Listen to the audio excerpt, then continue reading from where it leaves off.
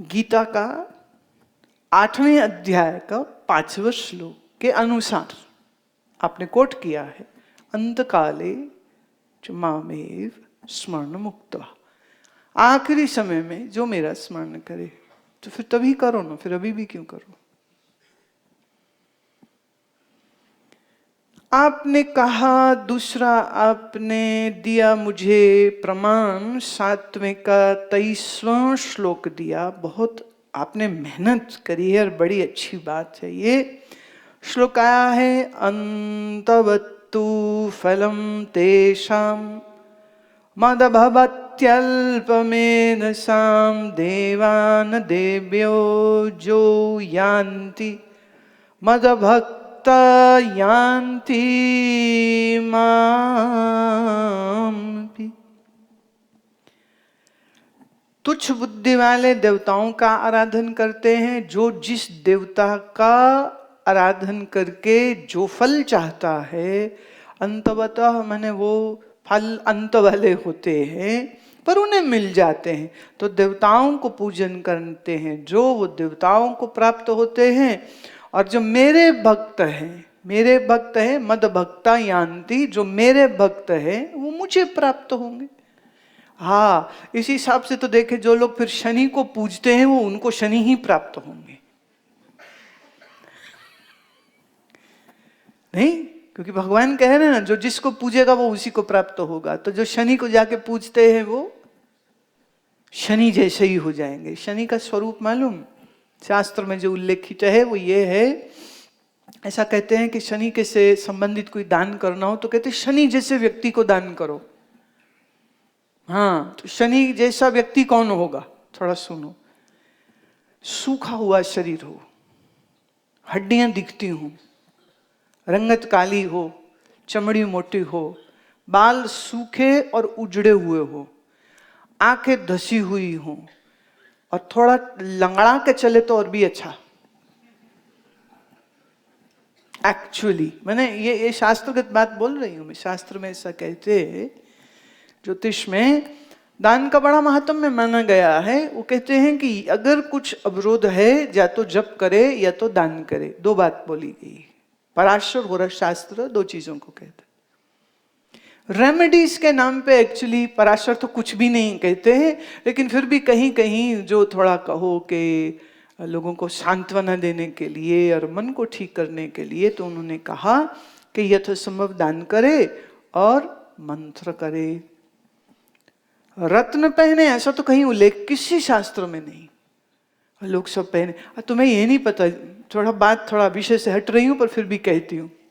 जब कोई मोती ये छोटी अंगुली में पहन के सामने दिखता है तो वो स्पष्ट बता रहा है कि उसको किसी ज्योतिषी ने ये कहा कि तुम्हें गुस्सा बहुत आता है, इसलिए उसने वो मोती पहन लिया। वो कहा मोती पहन लो। एक ने पहना हुआ था, मैंने उससे पूछा, मैं जब से मोती पहना तुम्हारा क्रोध कम हुआ? कहते नहीं। तो मैं फिर कहते, अब जो उन्होंने कहा है हमने पहन लिया, बस इतना ही है। एक ने हीरा पहना, शनि का उपाय दिया था उसको। शनि का, उन्होंने कहा हीरा पहन लेगा तो तेरी लॉटरी निकल सकती है, तुम्हारी उन्नति हो सकती है, तुम्हारा लोहे के बिजनेस में बड़ी तरक्की हो जाएगी। मुझसे पूछा हुई? एक ने कहा सूर्य की शांति के लिए माणिक्य पहनने को कहा है, लाल जला हुआ लाल रंग का माणिक्य पहनो। मैंने कहा वैसे जला हुआ लाल माणिक्य ही क्यों पहनो, कपड़े भी जले लाल पहनो, जूते भी जले लाल रंग के पहनो, गाड़ी को भी जला लाल रंग करा लो, जो खाना पीना करो उसमें भी जला लाल रंग डाल दो, तो और जल्दी लाभ हो जाएगा। और ग्रीन वाला स्टोन बुद्ध की शांति के लिए दे देते। अब जिसने पहना वो स्पष्ट है कि इसका बिजनेस नहीं चलता है, स्किन रोग हो जाए, बिजनेस न चले, व्यापार नहीं चले, पढ़ाई नहीं चले, हाँ तो पहन लो। वो पहन लेते हैं, सब बड़े खुश होते हैं पहन के। अभी कहते हैं कि चलो अब शनि है तो दान करो, काले तिल दान करो, तेल दान करो। तो किसको दान करो? तो कहते हैं शनि जैसा जो व्यक्ति हो उसको दान करो।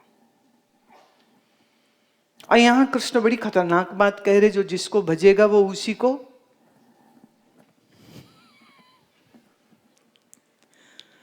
तो शनि को भजते रहेंगे तो फिर शनि जैसे ही हो जाएंगे। शनि मतलब वायु के रोग, वातज, तभी तो सूखता है ना सारा।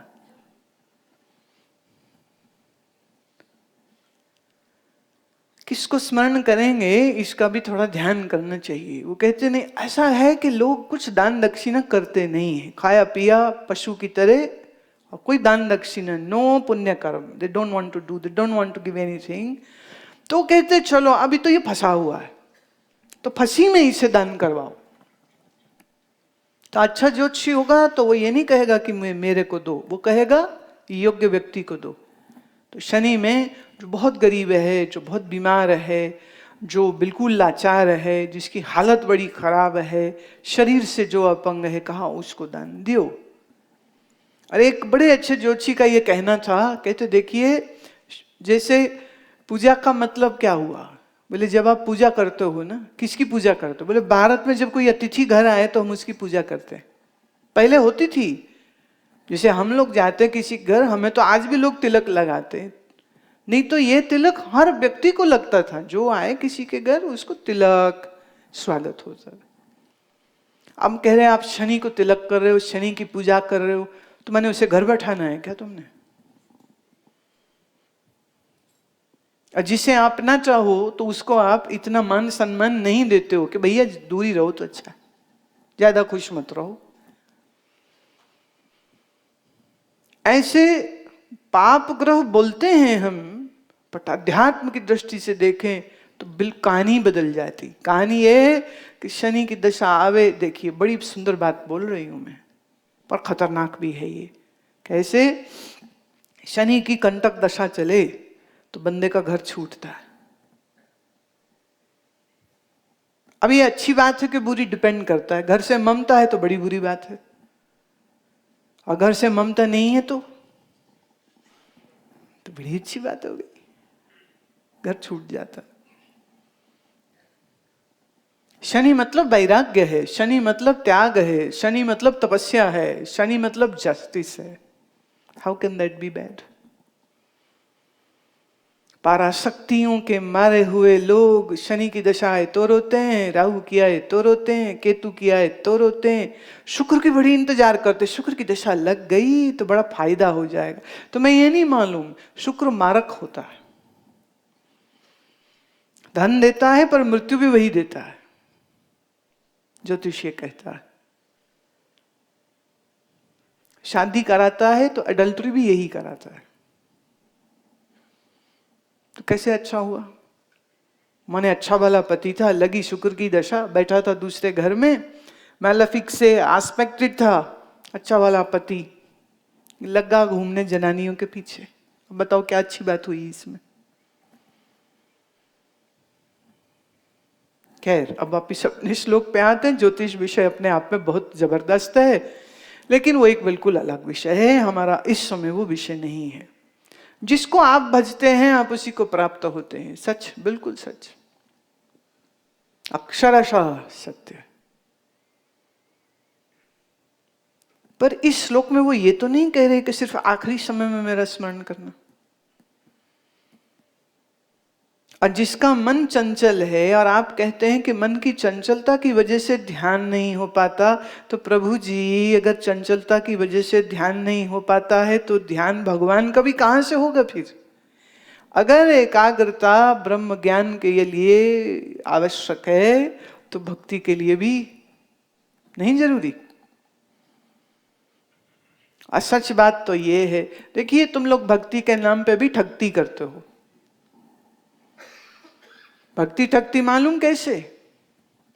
अब कृष्ण जी की मूर्ति के सामने घंटी बजाई, जोत जगाई, आरती घुमाई, 2 स्तोत्र गाए, 4 गीता के श्लोक पढ़े, तुम्हें लगा हो गई भक्ति। इसे तो वो भक्ति कृष्ण नहीं मानते हैं। जो मेरा स्मरण करता है वो मुझी को प्राप्त होता है, विच मीन्स कि उस मन में और कोई स्मरण आता ही नहीं है। योग में तो हम कह रहे हैं कि भाई जब प्राणायाम करने बैठो तब मन यहां वहां ना जाए। भक्ति कह रही है कि कहीं और जाए नहीं, कभी भी नहीं जाए। तो 1 घंटे रोकना अगर किसी को मुश्किल हो रहा है, मन तो 23 घंटे बाकी के कैसे रोकेगा?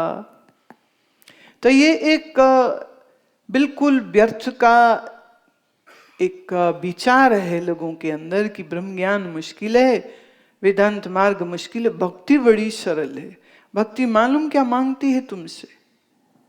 भक्ति तो और भी ज्यादा खतरनाक है, क्योंकि देखिए ज्ञान के मामले में आप गुरु को पूर्ण श्रद्धा करो ना करो, मूर्ख बना लो, खुद को मूर्ख बना लो, कुछ भी कर लो, राइट।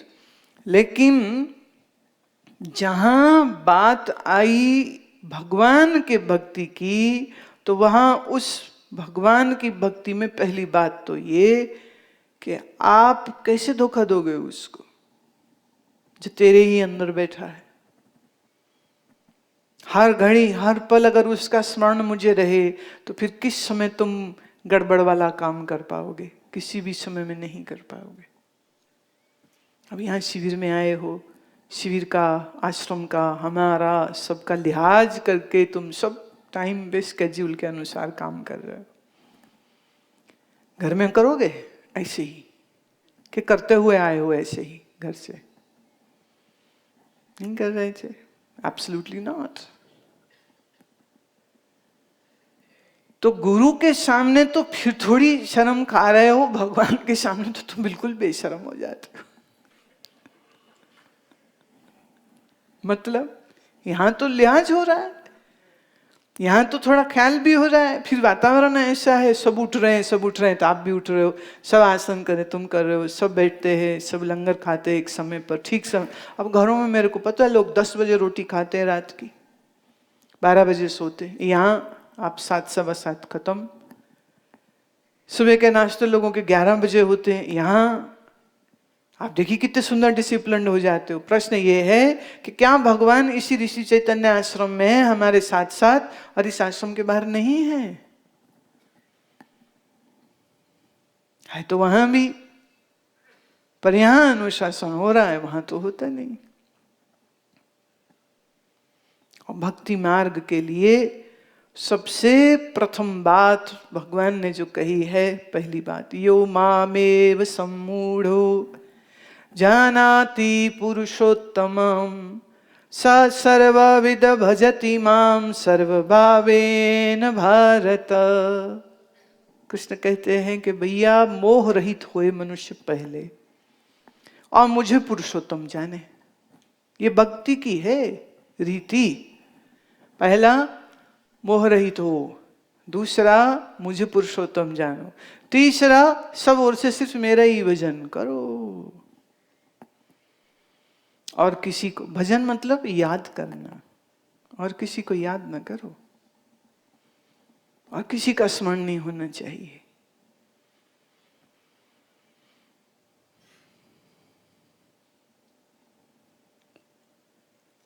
जो भगवान को जानता है वही वास्तव में असम्मूढ़ है, बाकी सब सम्मूढ़ हैं। मूढ़ है मतलब मूर्ख है। असम्मूढ़ कौन है? सिर्फ वो जो भगवान को जानता है। और मैं हमेशा बोलती हूं कि किसी से मोहब्बत करने से पहले हमें उसको जानना आवश्यक होता है। तो जिस भगवान की आप भक्ति करना चाहते हो, पहले उस भगवान को जानना तो होगा, और जानने का मार्ग वेदांत ही है। मतलब भगवान का स्वरूप क्या है, वो कैसे हैं, फिर हम कैसे हैं, हम जो जीव हैं हम कैसे हैं, जिसे हम ईश्वर कह रहे हैं वो कैसा है, जिसे हम पुरुषोत्तम कृष्ण कह रहे हैं वो कैसे हैं, उसका रूप क्या है, स्वरूप क्या है। हाँ, ये सब तो जानना होगा। भाव जाने बिन होए नहीं प्रतीति, प्रतीति बिन होए नहीं प्रीति, प्रीति बिन नहीं भक्ति दृढ़ाए, संत तुलसीदास कहते। पहले जानो फिर उसकी प्रतीति होगी, उसकी प्रेजेंस फील करोगे। पहले जानो फिर प्रेजेंस फील करो, और जिसकी आप प्रेजेंस फील करोगे भक्ति उसी की कर पाओगे कि किसी तीसरे की कर पाओगे।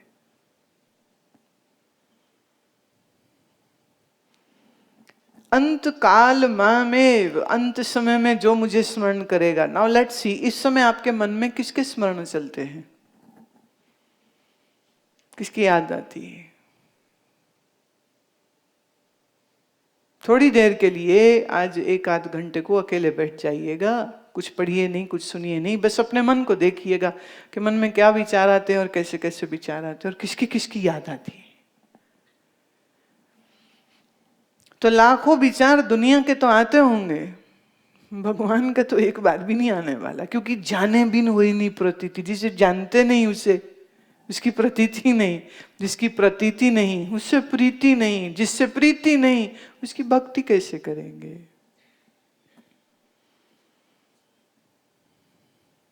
पत्नी पति, बेटा बेटी, घर परिवार, बिजनेस, जॉब, ये जानते हैं, इनकी प्रतीति है, इनमें प्रीति है, इसलिए इनकी यादें आती रहती हैं।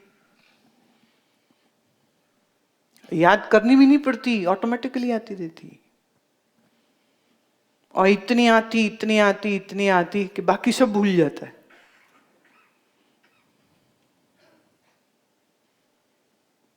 विचारों में खो जाते हैं तो अपने ट्रेन स्टेशन पे उतरना ही भूल जाते, अगले 2 स्टेशन बाद उतर रहे, मुझे पता ही नहीं चला, विचारों में खो रहे थे। रोटी बना रहे होते, हाथ जल जाता है, विचारों में खो जाते। चाय बनाते तो चीनी डाली नहीं डाली, ये अरे तेरे हाथ तू बना रहे, तुम्हें नहीं पता, होश ही नहीं।